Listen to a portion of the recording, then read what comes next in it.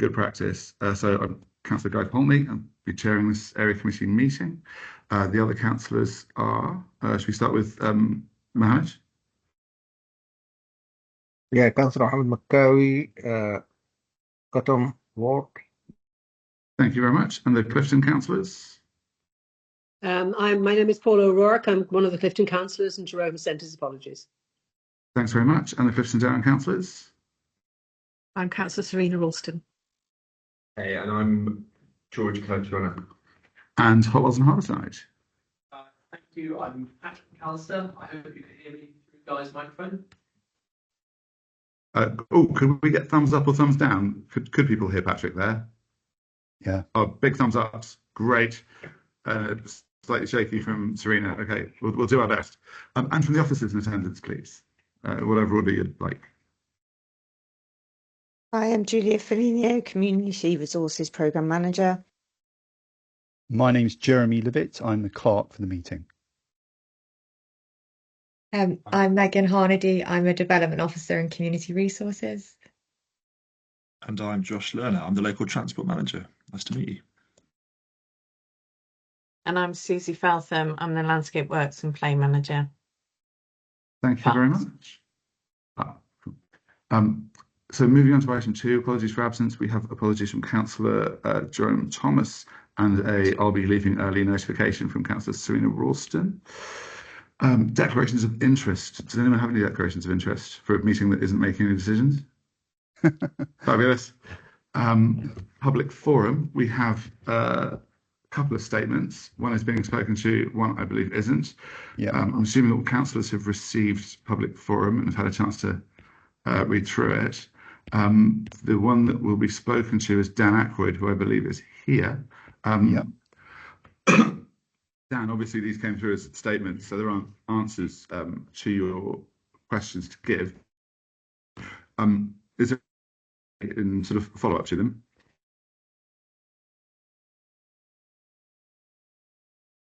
Do you know? Here he is, yeah. Hello. So I'm just trying to turn my camera on as well.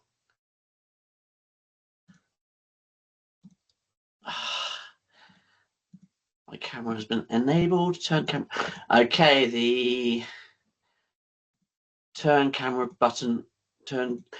on button isn't working. It says that I should be able to turn it on, but okay. We can hear you anyway. So, yeah. Well, that's probably the most important bit.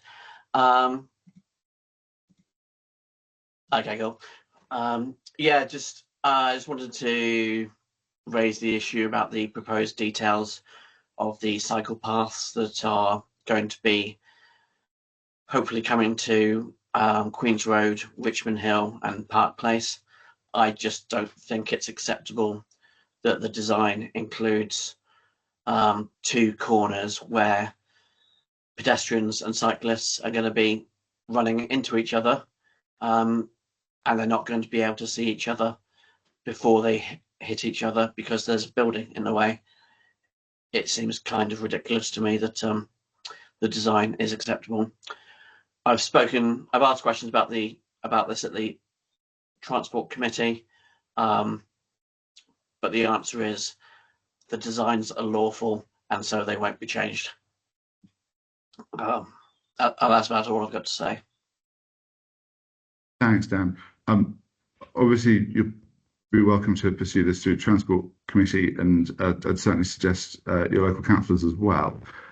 Just in respect of some of the sort of questions asked within the statement, as it were, the indication on the calendar and agenda pages of the wards that each area committee includes was something I believe was going to be updated as a matter of course anyway, but I will check that out and follow it up. In respect of the meeting... Sorry, Chair, just to also add to that, it might be helpful just to say that the website does clarify for each area committee what wards they cover. So just to also clarify that if anyone is unclear about that, they can go to the website and it is clear on the website what the wards they cover. It's more just a usability issue that having to remember numbers is actually quite difficult for me sometimes, even though you would have thought I'd be able to remember the number 3, but it's just having to go back and forth between the two is just an extra step that prevents people from being able to submit stuff. And as I say, I will look into it and check it out. In respect to the online nature of this meeting, this was an ongoing subject during both the committee model working group and the committee model review group. There is a hope that these will become decision-making meetings in due course, either through them becoming publicly held meetings for per year, or through a change in the law that allows decisions to be made in this forum in this way. But for the moment, they're meetings that don't have any decision-making power as is, which is the issue raised in the Hertfordshire case. Interestingly, no room with a computer and camera was set up for members of the public to attend. But again, I'll take a look at that too. That might be an idea. I mean, my web browser does not want to allow me to turn my camera on, so which is a bit frustrating. I know the feeling. Cool. In any case, thank you very much. No, see you later. Thank you. That brings us to the end of public forum, I think. So let's move on to item 4, discussion on local priorities. This was just a space to sort of start the conversation really happening about how we wanted to set these over the course of the year. What were the areas for each ward that we might want to really seriously look at and prioritise in terms of agenda setting moving forward. So I'll kind of throw this one open to the floor, really. If there are any specific areas in your wards that you'd like to the committee to sort of start timetabling in as we move forward, this is the spot. So this obviously doesn't have to be exhaustive and it's changeable, but it'd be good to get a sense of what the issues are. So I've got Serena and then Paula. I have raised this before, so it might not be the right slot for it. But George and I have got concerns about Upper Belgrave Road, and I know we raised this last time round with Josh about speeding. There have been various very unpleasant collisions there, with even cars tipped over on their roofs, and they've got a lot of residents worried. So that's just one example. I'm sure George has got other ones as well. But where that slots into how we consider it, I think, Josh, we were thinking that it would be rolled into a wider programme, wouldn't it? More strategic programme. And yeah, so just thoughts on that, really, how that fits. Thank you.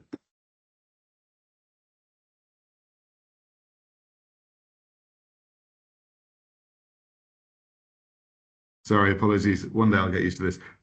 Councillor O'Rourke. I would like to propose that we ask for a timetable of when we can have a schedule of minor amendments to the RPZs. There's a major problem here in Clifton that's been going on, and we've been promised and promised and promised. And I spoke to Ed about it, early last year. I understand that there are a lot of citywide programs going on that are demanding a lot of resource.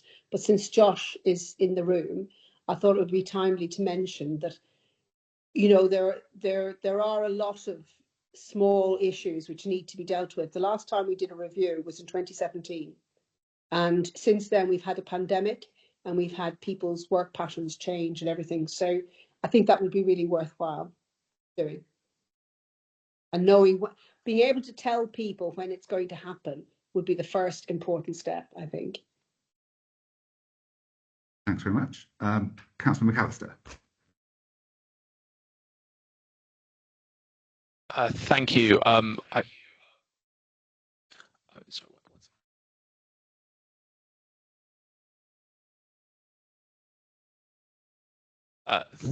Thank you. So I hope everyone can hear me all right with not too much feedback. It's just the difficulties of all being on different laptops in the same room there.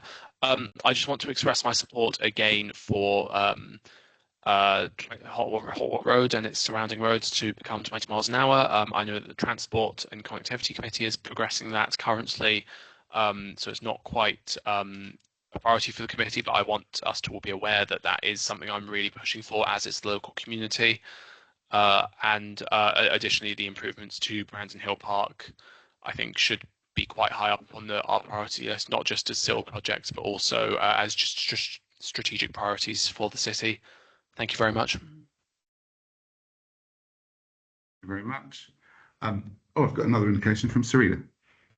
Well, only if there's no one else waiting to speak, because I don't want to be greedy. But I was going to agree with Paula totally about RPZs, and we have issues on Hampton Park because it's split into two different RPZs. So definitely that needs to be rationalised. But if we're moving away from transport topics, obviously we've got improvements at the library that are very important for us in Clifton Down. Also the growing space, which is vital for our ward because we don't have any parks in our ward. So the growing space behind the shopping centre. So those issues tie very nicely with the corporate strategy. I'm sure George has got some others to add. But yeah, those are our kind of strategic areas. George, remind me of other things. Thank you. Can I come Thanks very back as much. well? Possible? Councillor O'Rourke. In line with the recommendations of the Citizens' Assembly, I would like us to be able to develop some further use of parking bays for leisure and active travel. And there's a huge appetite in Clifton for hospitality venues to be able to have some return of parklets in the carriageway. And I think that you know that this is a really viable option because they're happy to pay a reasonable price for a license. So I think it's something that we should progress, and I would be really happy to put Clifton forward as a pilot area across the city. Thank you, Councillor O'Rourke. Just before I come back to Councillor McAllister, I'm going to come to Councillors Calisharon and then McCarthy.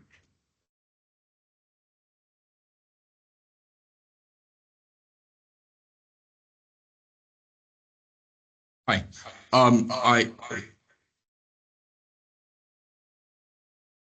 Okay. That's better. Okay. Hi. I just wanted to say I totally agree with everything said already.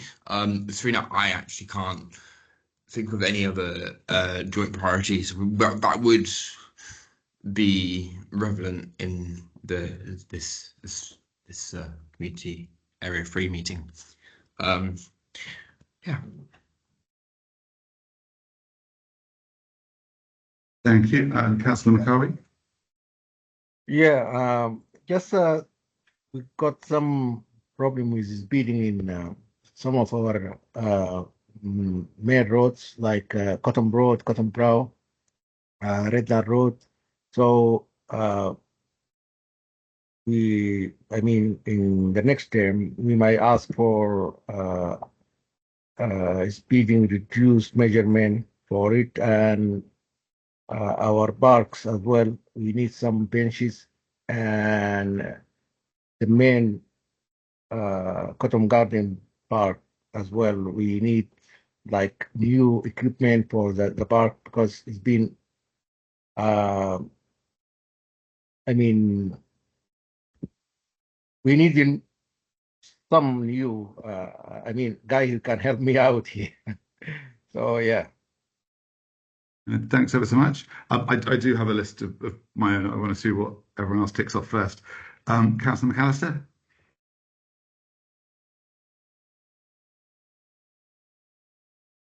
Thank you, and apologies, I should have remembered this earlier. A floating ecosystem.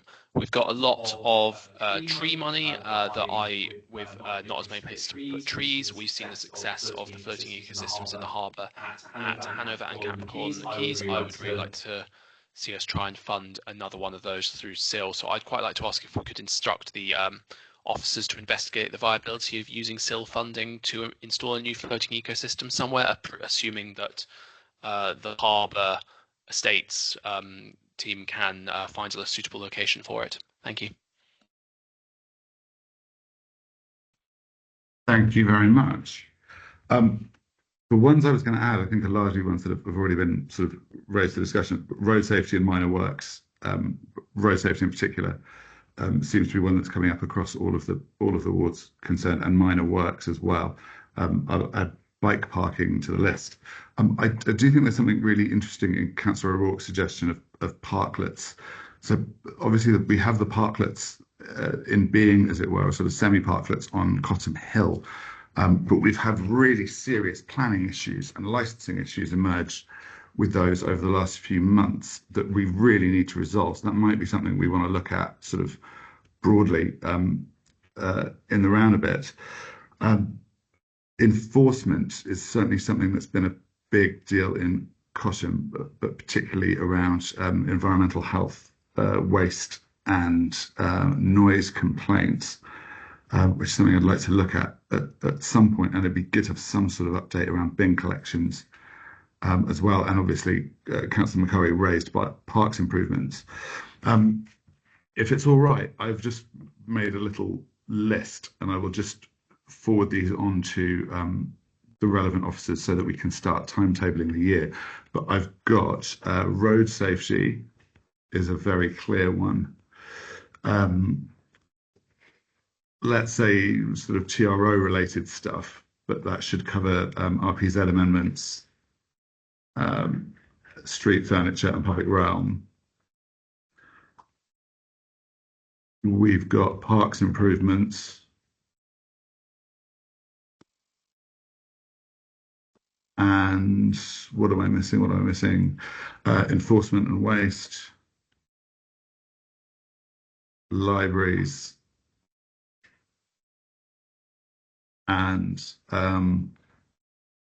finally, Councillor McAllister's ecosystems, which might be a planning thing, but look at how we can look at those moving forwards. So thank you ever so much. Oh, sorry, Councillor Ralston. Yeah, just to say, I'm guessing that speeding is under TROs, is it? Or, sorry, not speeding, but reducing the speed limit. Is that under TROs for Upper Belgrave Road? And also then the growing space, Clifton Down Shopping Centre. So that should be on the list. Well, that's a specific project, but I think it's more wider than that. It's having green space and regards to growing space for residents and nature resource in city areas, really. Yeah.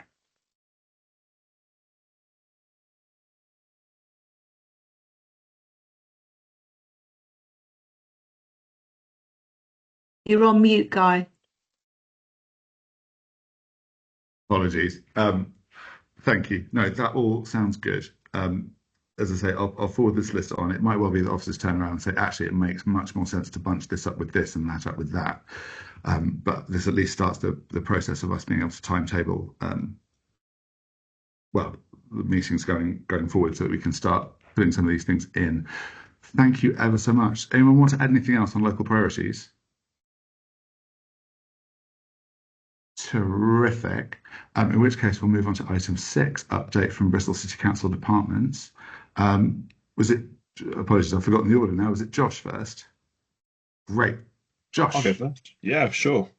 I will just, if you don't mind, just sort of give some reflections on the priorities then, in terms of sort of my point of view, if that's all right, and then I'll go on to some of the updates that you wanted a bit of a briefing on as well. The first one on sort of parklets licensing. So in my previous role in Lambeth and South London, we launched a big parklet programme to encourage, I guess, outdoor businesses to have that spill out space. I think in Bristol there's legal ambiguity from each council. Each council has a different perception of what they can get away with on the highway. At the moment, I think the reading that I've got is that Bristol City Council's sort of approach is that we're quite risk averse in terms of if you take away a parking space, put some planters in, we don't feel there's a legal mechanism to do that, but it really is about our appetite for risk. I know that plenty of places that do allow it. So there is a tables and chairs design guidance update coming to the licensing committee next month. So I'd encourage you to sort of get your eyes on that, because for me, I think that's a really good opportunity to reset the narrative a little bit, given that I think Rachel Reeves in the autumn statement is going to be talking about how we can open more doors, get rid of red tape for local businesses, making thriving high streets. So I think that is the national narrative. So we need to sort of filter that down to the local Bristol context too. So I'm really happy to help with that too. It's something that I'm personally quite passionate about as well. RPZ. So I'm taking a paper to the October committee for the RPZ expansion. But within that paper, there's also a line saying that we need to review the current RPZs or RPSs, whatever we want to call them in Bristol, but we call them RPSs, I think, in the paper, sorry. So that really was a sort of mechanism to sort of get approval to do it. I think we would then need to find out what's the scope of the work. I don't think we can just do it for one area. We need to do it for the whole central Bristol area to work out what we need to change and such like. So it's acknowledged. We just need to find, I guess, the funding to do that, and I think that's really important piece of work, as you said, Paula. Trees, yeah, I mean, I think it's more of a planning thing, but I did want to sort of highlight that we shouldn't be afraid of using trees on the carriageway as well. If we're taking, certainly with the curbside strategy coming forward, we want to be saying, actually, well, we want to reallocate curbside space to more sustainable uses. Trees, rain gardens, whatever you want, I think is a really key feature of that. I think a lot of councils tend to focus on trees on just being in parks or green verges, but actually we should be seeing them as a really important feature of streets too. So yeah, that could be something that with the new projects coming forward next year for area committees we could highlight. Road safety and data. I put data there because I think what the new round of transport projects will allow us to do is to look at a lot more data to understand where the speeding is an issue. Obviously, we get a lot of anecdotal evidence, and it broadly is true, but I don't like to do many projects without the data to support that. So with this development funding we've got approved by committee in July, that will allow me to commission a whole load of data, including speeding surveys as well. So just to put that out there, and I just really need to ram home the point that we need to be data-led. That's just a few remarks on the priorities that you've laid out. I think the two items you wanted updates on was the school streets programme, and I think was the current local transport schemes. Is that right? I'm assuming it is, so I'll carry on. Apologies, but based on feedback from members, the latter far more than the former. The school streets programme is, I think, a relatively minor thing for all the councillors here, whereas the other one is a very big deal. So the schemes we have live at the moment, we've got the Elm Lane, Lower Redland Road, and we've got Apsley Road and Avon Crescent. Is that your full understanding? These are the three projects I've got. So Elm Lane, Lower Redland Road, the drawings are done. They're with Griffiths, which is one of the new contractors. Well, they left our framework, now they're back on board. So Griffiths are currently looking at the drawings, and we're pushing them to get a time frame for construction. So we're pretty kind of close to getting that date. It's going to be in this financial year. We're just until they've kind of reviewed the drawings and kind of got the program on board. I can't give you an exact date, but it'll be this financial year. I'm pushing them to get it done as soon as possible, hopefully over Christmas. But I do recognise it's been around since 2019, so I guess you guys are probably fed up about being told dates that don't happen. But that's being pushed. Apsley Road, so we've got the prelim designs complete. We're taking that to our own quality assurance board. I'll ask the project team to brief you probably early October on the designs there. So that's moving. We've got engineers and a team around that, so I'm really confident and encouraged that there's good progress on that.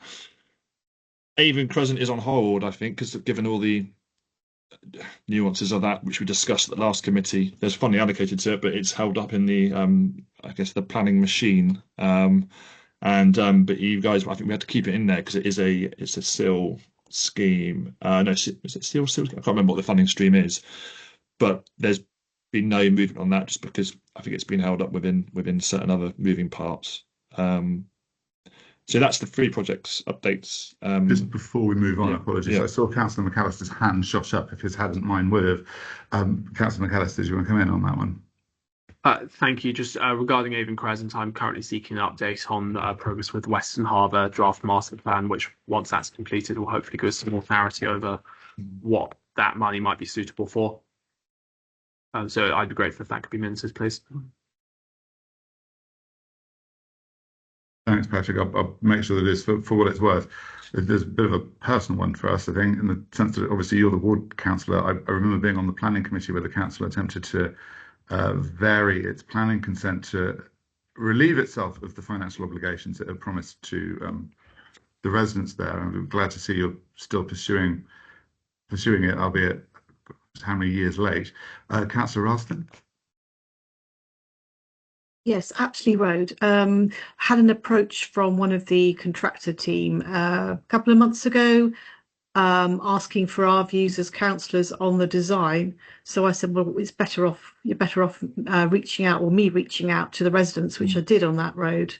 and they fed back some really good, useful comments on potential designs, which Councillor Plowden thought was very useful. But they are a very active group on that road. So what my question would be is there a further stage of more formal consultation or briefing from the residents? Because if they don't get that, and then it's designed, and in their view is unsuitable, that's not going to be, well, it's not going to be great. So my question's around timing, engagement, really. Yeah, it's a fair point. I mean, it's a modest amount of money, and we're trying to do the best with that money. I think historically, area committee schemes, the engagement is quite minimal. I mean, I wasn't involved, obviously, historically, I only started last winter, but we can be guided by you on that. Obviously, when we do agree a scheme, when we do the traffic orders, there is a statutory consultation where people can make a representation on the traffic order. What we would normally do is send a letter once we've got the designs agreed and send that out to all residents and local stakeholders. If there's a political, emphasis on doing something a bit extra, given that it's close to a very busy high street and there's a very active group, we can talk to you about that, Serena. Really, it's happy to sort of shape around what you think is appropriate within our resources. Yeah, I think that would be a good idea because they are very active and they've always had a voice, even before George and I were elected last summer, and Tom Hathaway, the previous councillor, worked closely with that group. I think they got the letter out of the blue and felt it was signed, sealed and delivered. They, that might not go down so well. So yes, please. And if you could keep George and I sort of in the loop, that would be very handy. We can facilitate that group, that residents group meeting as well, if you like. Just give us a shout if we can help. Yeah, thanks. Cool. Thanks, Serena. Councillor McCarvey. Yeah, just asking about one-way system in Redland Road. The work is already started, almost finished. I know most of it is in Redland Ward. It's not in our ward. I mean, there is changes, but it's fair project. So I'm not sure how that's going to affect our ward. I mean, which road were you referring to? Sorry, Councillor McCarvey. Redland Road, the one-way system. Okay. They changed it to one-way system. Okay, I'll look into that and make sure we've got it covered. Yeah, thanks. Actually, an update on that would be much appreciated. It's the scheme that runs from it's the junction of Redland Road and South Road, or Zetland Road, depending on which way you look at it, and runs up to Cotton Barrow on the other side.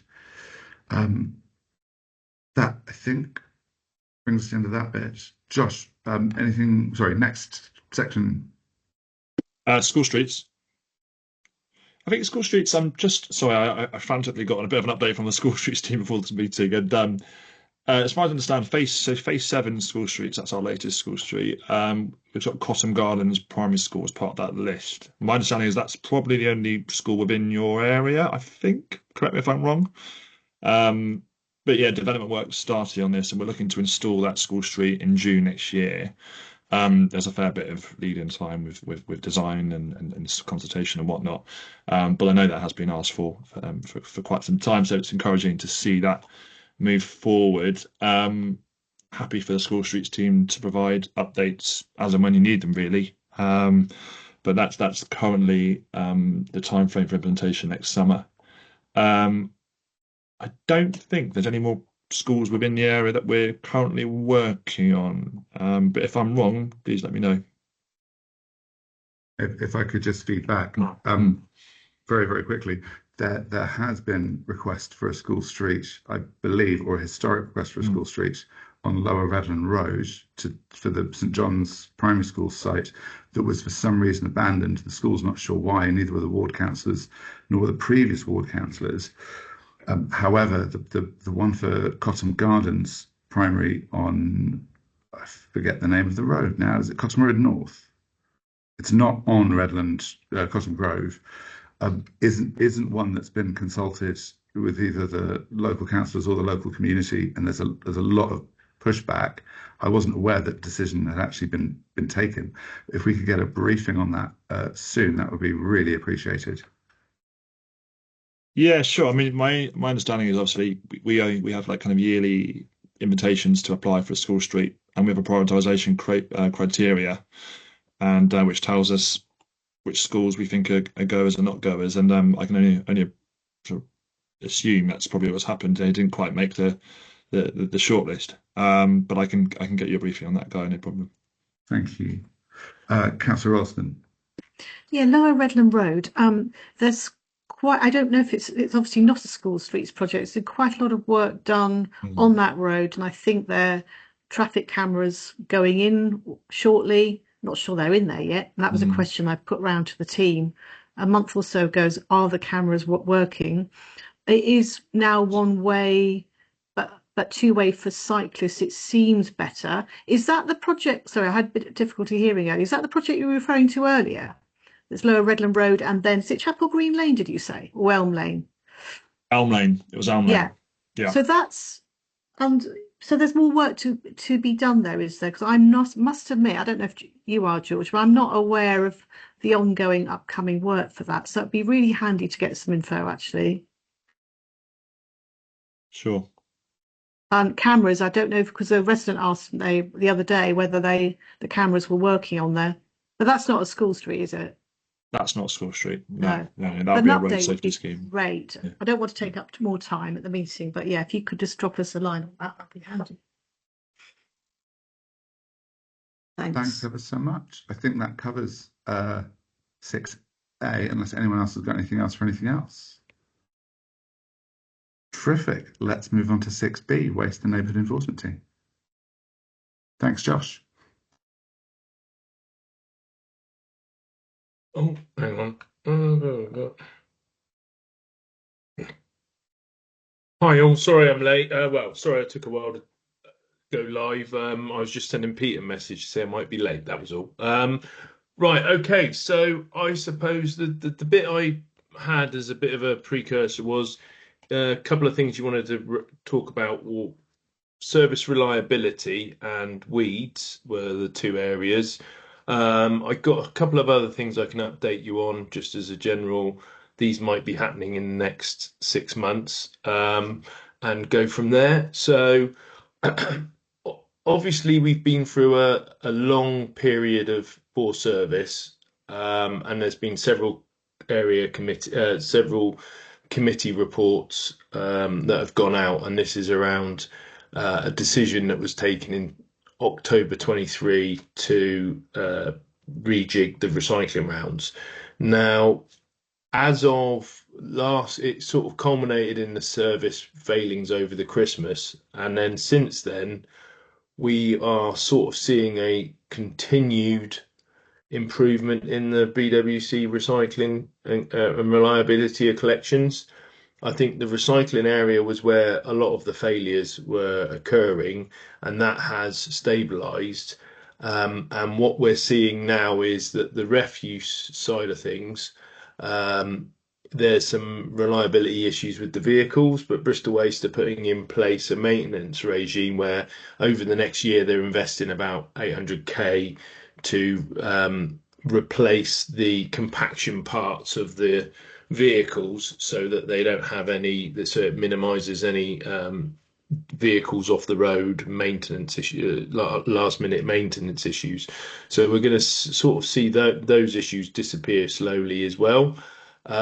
If there are any acute, like regularly dropped roads, we do have a drop roads list that we make Bristol Waste aware of, and they make their supervisors aware of. But what I would say is, if you have anything that you have a concern over, send me a message and I will check with Bristol Waste and add it to the lookout list for a period to try and ensure that any roads that have been dropped are addressed. So, I mean, any questions on that or any complaints? No, that's amazing. Thanks, guys. Oh, sorry. We have Councillor Ralston, and then I'll come in. No, just to say, I think from the state of my inbox, which is so much better, it seems to, you know, I'm getting so far fewer complaints, if any, really. So just like to say very well done, because I think from our point of view, the service has improved. So thank you.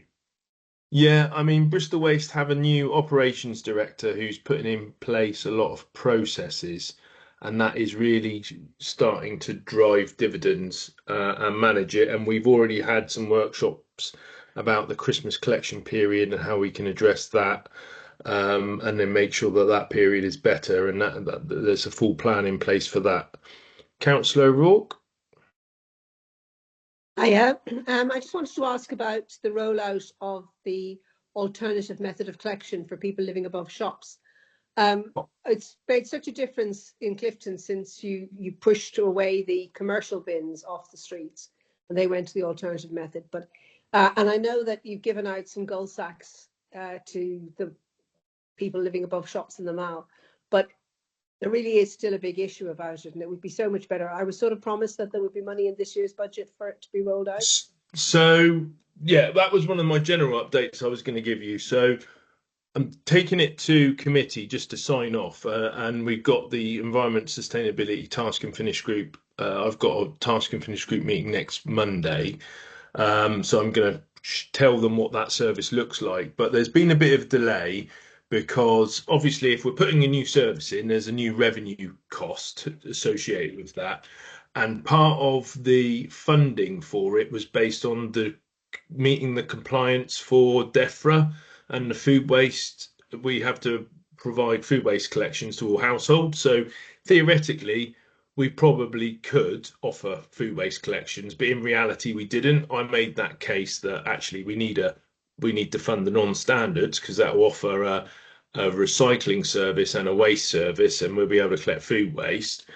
DEFRA have given us £450,000 worth of capital to buy the vehicle and containers and all of that sort of stuff.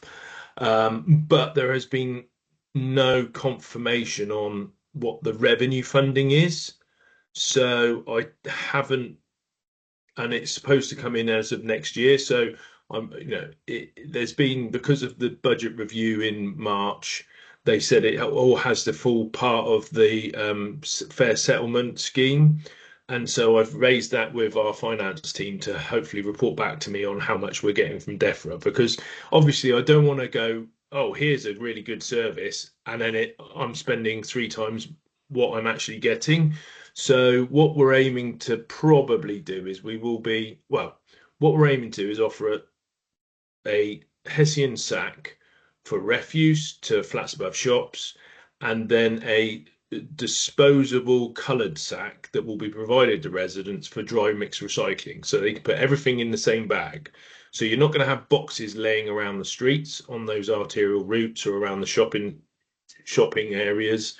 There's about 8,000 properties across the city that we think are going to be serviced like this, and then there would be a food caddy, and we'd have one vehicle do a pass for refuse and recycling, and then another vehicle do a pass for the food waste, a smaller vehicle which would do lots of properties. And that way we're gonna hopefully offer them comparable service to residents in houses, and also improve the street scene. There is a reliability, there will need to be some ownership of the residents to bring the sacks in, but on the trials we did with Councillor when Councillor Negus was around in Chandos, we found that on a fortnightly basis people took the sacks in, but actually what we probably do is just have a slightly smaller size sack and a weekly collection. So it's a weekly recycling and refuse collection for those properties, with the literage the same as people on a household waste collection, so they're not getting any extra, but it means that they only have to store the waste, they only have to put the waste in the bag, and then for a week, so there's less likelihood of bin juice and some of those misconceptions that you get. So that will hopefully lead to a significant improvement in the street scene. Cool. And when do we think you're going to be able to roll it out then? So we're aiming to roll it out around March, April time. Can I tell my residents that? No. Well, I would maybe, if I share where we're aiming to provide it first, because we need to make sure that maybe if I come to you as ward councillors and say these are the properties in your ward, and I email each ward, then you can come back with feedback. But we're sort of got a map of 8,000 properties. It's like a spider. It's the city centre and then legs out Yeah. on the main arterial routes. But like Clifton, there might be some nuances that you might want to Yes. take on board, might Yeah, want to that's really report helpful back. because actually the bottom of Princess Victoria Street is sort of becomes a bit residential, but it's a huge problem with bins. So we would want it to extend down to the full length of the street, you know? Yeah, yeah. So those, thank Yeah, you. no Thank you, problems. Yeah. I just a couple of quick things. One was just to remind everyone on the call, this is an open public meeting, so there shouldn't be anything that can't be shared. I'll move on quickly from that. And the other thing to say was just in respect to this scheme, this was something that was done on Chandos Road in Cotcham by way of part of a pilot a few years ago. I'm more than happy to talk to those residents again. We'll be a meeting with them next week. But generally speaking, feedback from the local community group was that once they had agreed to be part of the pilot, they hadn't realised that they could then stop being part of the pilot. And there was actually quite a lot of pushback and quite a lot of unhappiness about the scheme as it developed.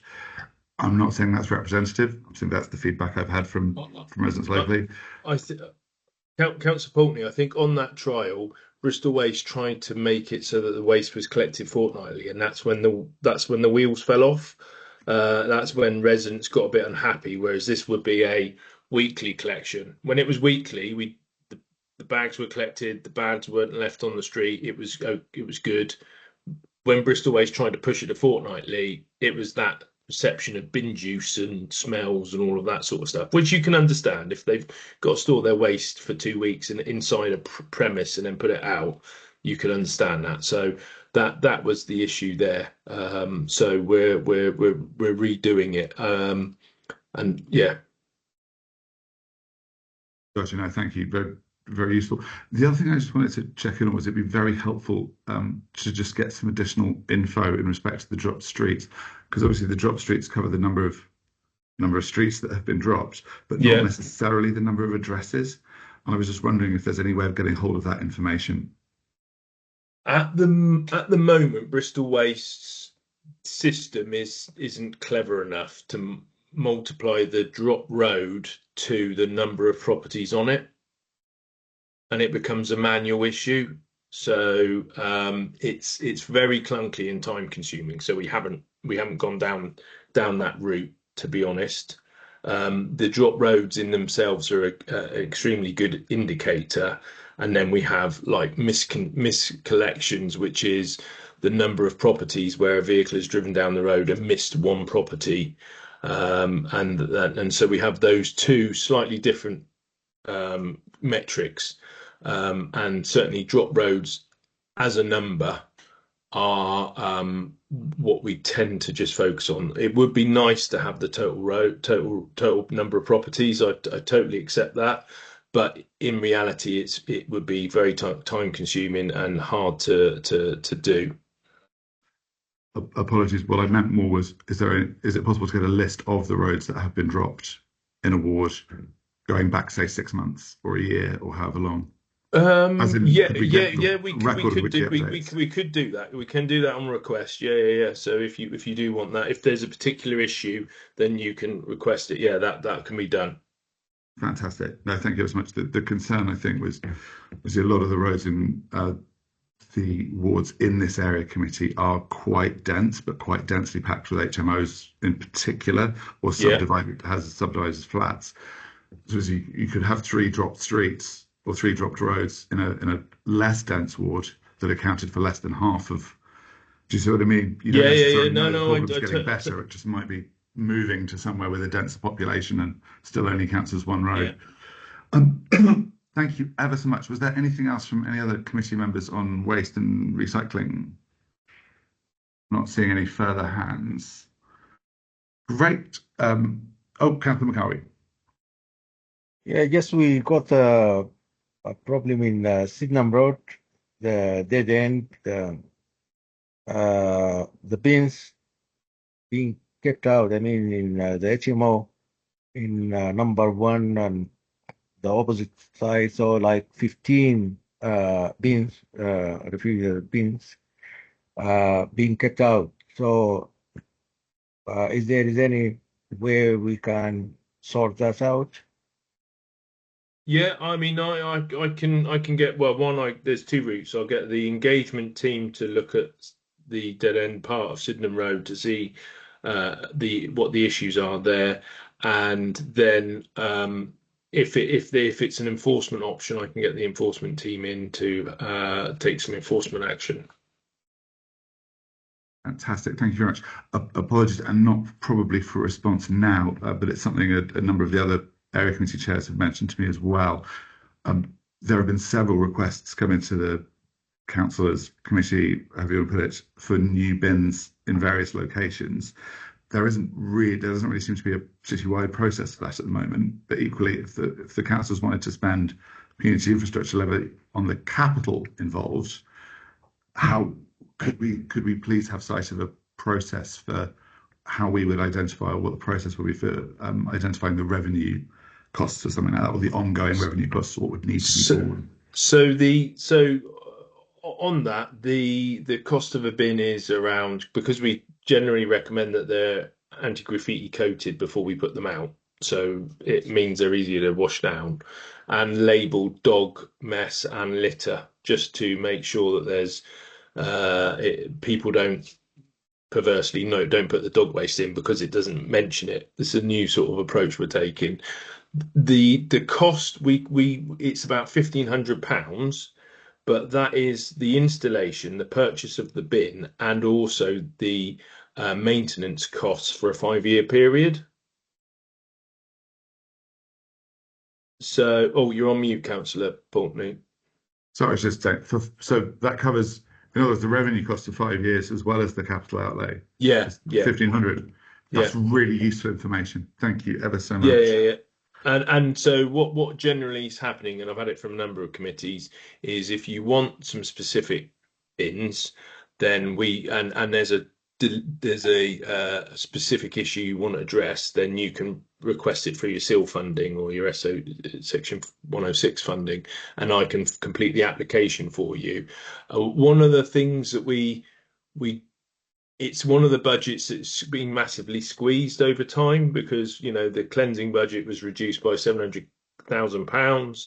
We're just maintaining bins, and there is in the industry a bit of a disagreement between do more litter bins, reduce litter, or do less litter bins, reduce litter.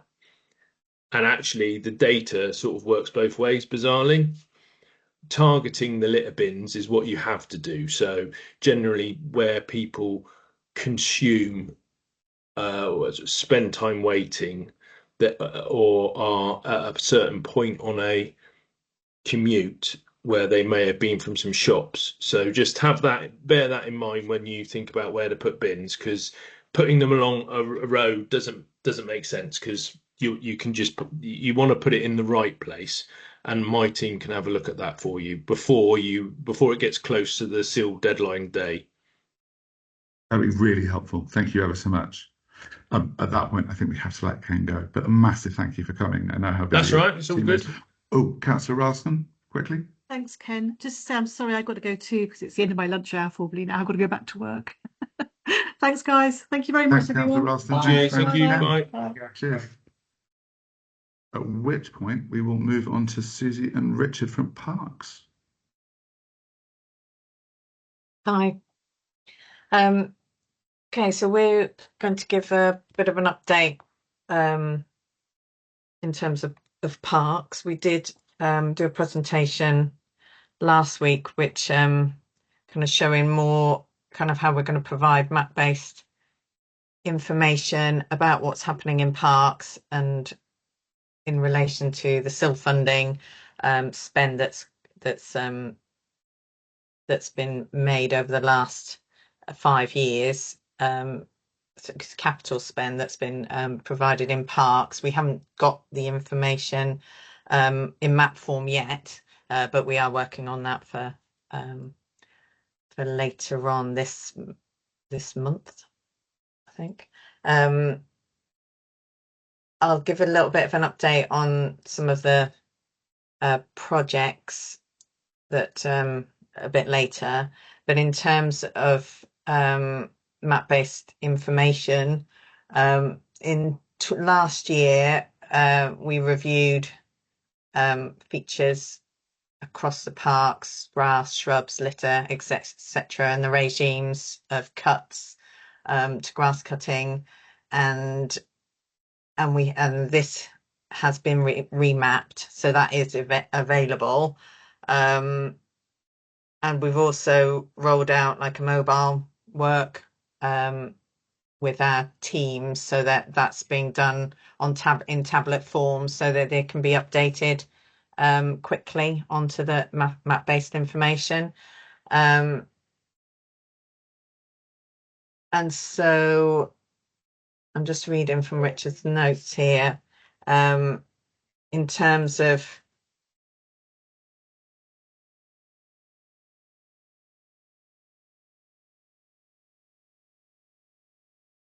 and it will continue. Basically, it's saying that it will continue through this year to provide that kind of update information. Do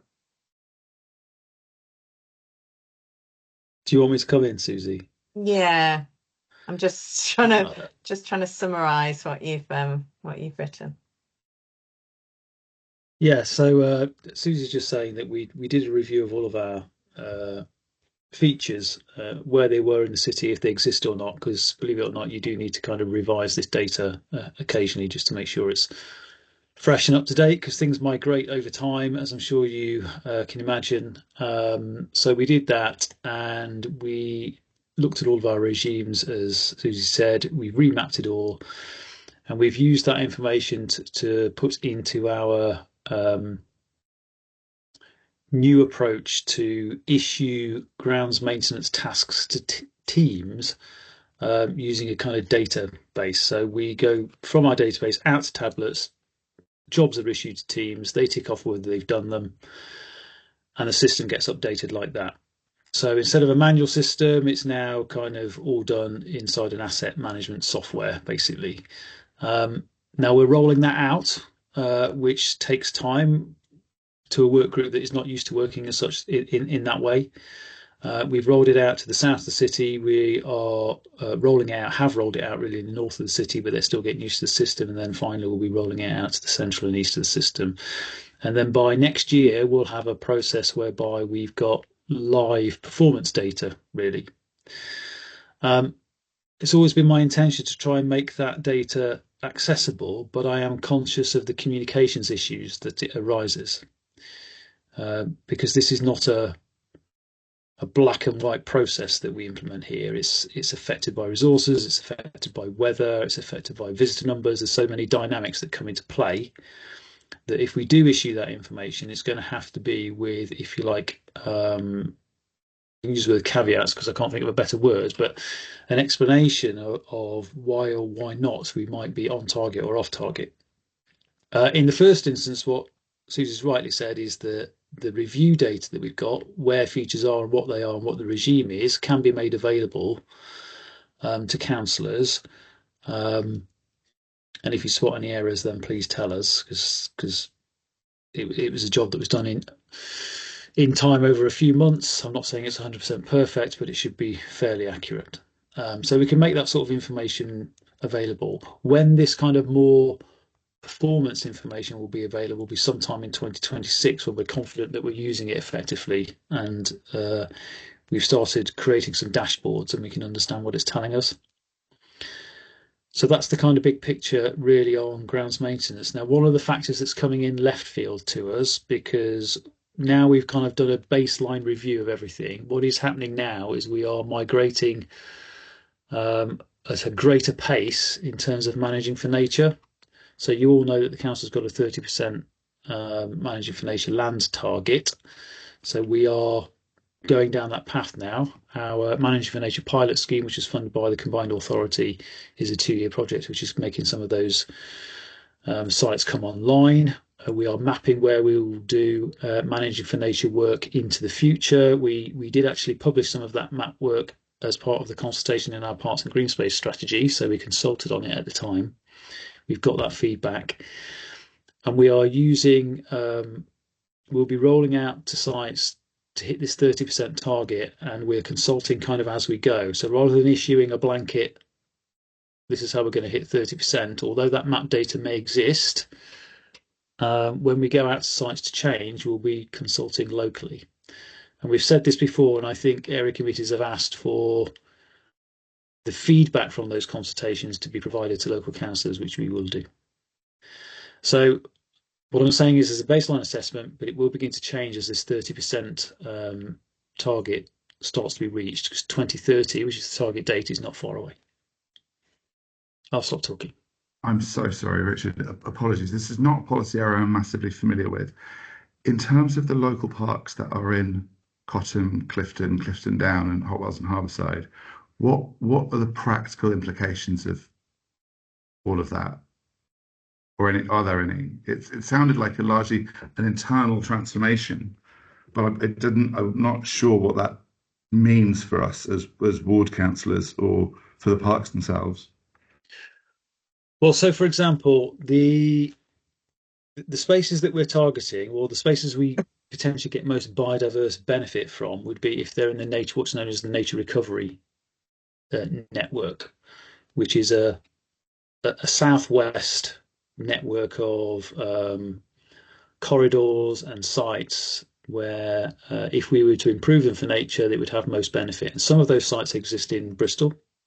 So you've got corridors that go through Blaze Estate that come down from Dundry Slopes into Stoke Park and various others. And if we enhance for biodiversity in spaces that are connected to them or close to them, we'll create corridors, and the overall ecological effect or impact will be much greater. So if you like, we're targeting those sites to improve for nature. And by improving for nature, it could be that we're actually introducing new habitats, ponds, hedges, trees, with the changing grass cutting regime, so that we're leaving grass longer. Within those grass cutting regimes, we've got about 3 or 4 different types of regimes we can introduce, which might be an annual cut, which might be cut once every 3 years, which might be cut after the first flowering in the spring. So there are various kind of regimes that we can implement. So what people will see is a change to their grounds maintenance locally, and potentially the inputting of new habitats or features to enhance the site for wildlife. Now, obviously, we're conscious that there'll be many spaces where that might interrupt what is currently going on in the site, and that is valued about the site or the recreational function of the site, and that's why we'll consult, so that we check those spaces. We are aware that information comes the other way, and that we get requests from communities to improve sites for wildlife. That's very common and happening all the time. And of course, many of those requests will be coming into sites where they're not in the nature recovery network, and if you like, not a priority focus for the service.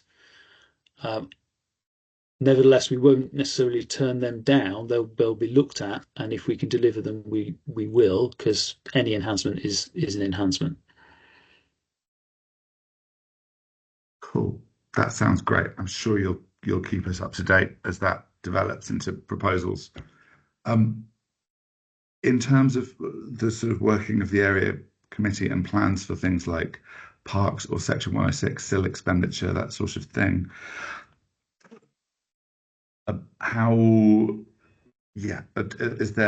there any other areas that the committee should bear in mind when making decisions around or considering which projects to bring forward or not in respect of parks and green space? I'm thinking things like adding benches or updating equipment, that sort of thing. Are there any other strategies we should be thinking about, or documents we should be looking at, or areas we should be investigating?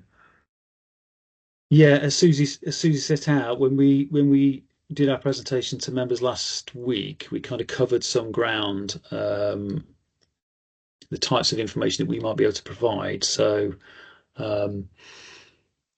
for example, trying to meet our play provision standards that are set out in the Parks and Green Space strategy by providing play equipment condition information where we have it, by providing condition information of other assets in parks where we have it,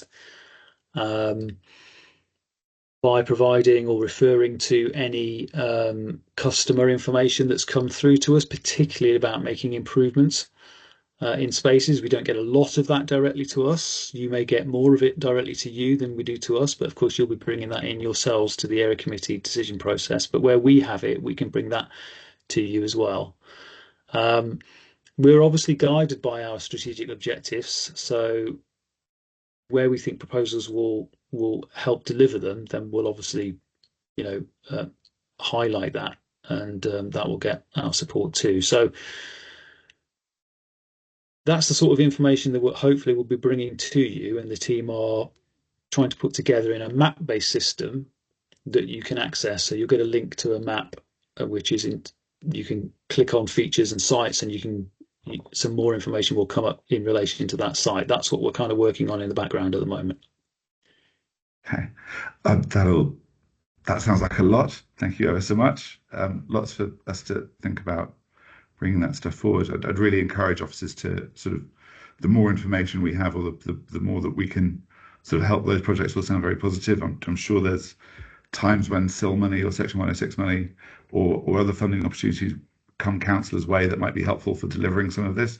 It would be really good to have a sort of long-term sense of what strategic objectives the council's trying to deliver through the specific parks in our wards, so that we can be mindful of them when we're looking at those opportunities. Does anyone else have anything on parks? Councillor McAllister. Sorry, excuse me. Thank you, Richard and Susie. That was a really helpful update, very informative. I was just wondering regarding Brandon Hill, please. Sorry, you know what? Actually, I think this might be more appropriate to take offline. My apologies. Thank you. No worries. The only other thing I just wanted to flag was there's been a lot in the news lately about this. The licensing and charging of businesses using parks land and park spaces. I just wanted to get some, I'm sure the committee will be taking a view as this goes along, as will the relevant policy committee and full council. But it was just I wanted to put on record just how much support there is in my ward for both the people who run exercise classes in the local parks, and I have to say especially for the traders that operate in Cottam Ward, and I'm thinking one trader in particular. I'm sure all the councillors have stories like this, but a phenomenal level of support for Rome Wild Coffee in Cottam Gardens, and I'm hoping they're not too affected by this. Yeah, as I say, I'm sure it'll be coming back to the committee as and when. Is there anything else from anyone else on parks, or for any of the other officers that are here? Terrific. That brings us to the end of item 6, unless there are any other officers from other departments that are here. I don't think there are. I do have an update from community asset transfers. Councillor Megan, if that's apologies. Thank you. Thank you to Richard and Susie for their update. Okay. Much appreciated. Thanks, everybody. Bye. So just a verbal update from property assets and infrastructure that there is no new surplus. They are soon taking a paper around for disposal, but this relates to commercial area, and there are no new community asset transfer updates or applications from the Community Asset Transfer Board. Apologies. Sorry, someone's just coming into the room. Can I just check? Apologies. That sounded like that there were asset disposals in the mix. Sorry, but it sounded like you said something. They were commercial in nature. Oh, apologies. Am I still on mute? No, you're not, Councillor Pulteney. All I've got is that there's no new surplus, that they're taking a paper around for disposal, but that relates to commercial area, and there are no new community asset transfer updates or applications from the CAT board.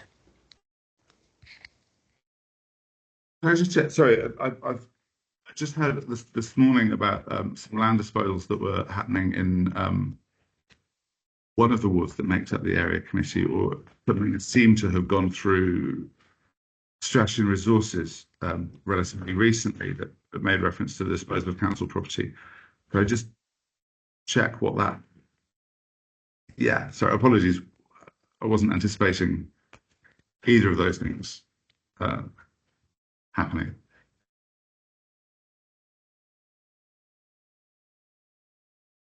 Sorry, can you repeat that, Councillor Pulteney?